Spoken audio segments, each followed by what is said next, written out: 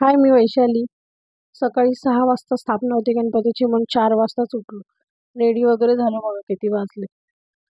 छानसं रेडी झालो, क्लासमध्ये गेलो. भटजी बुवा अजून आले नव्हते, म्हणून थांबलो होतो. अशी छानशी छोटीशी रांगोळी काढली दारात. नंतर आली, स्थापना वगैरे चालू झाली, स्थापना केली. लेट व्हिडिओ टाकते, कारण की सगळे व्हिडिओ मुलांकडे थोडे थोडे थोडे थोडे होते, त्यामुळे काही टाकताच नाही आलं. म्हटलं हळूहळू हळू टाकता येईल. सगळे व्हिडिओ मुलांकडनं घेतले आणि मग छोटे छोटे करून टाकते. नंतर दुपारी सत्यनारायणची पूजा होती. मी तर घरी गेली, आलेच नाही.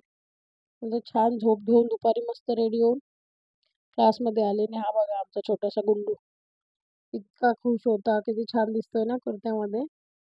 त्याच्यानंतर बाप्पांना मोदकचा वगैरे नैवेद्य दाखवला आणि डायरेक्ट दुसऱ्या दिवशी शूट करते, कारण की आमचा गणपती 1.5 दिवसाचाच होता. हा बघायला नाचायचं होतं.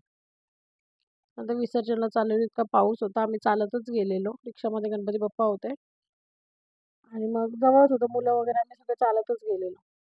नंतर हे बघा आमचे गणपती बाप्पा चालले. वाईट वाटत होतं, पण ठीक आहे, पुढच्या वर्षी परत येतील. छानसं असं आमच्या गणपती बाप्पाचं विसर्जन झालं.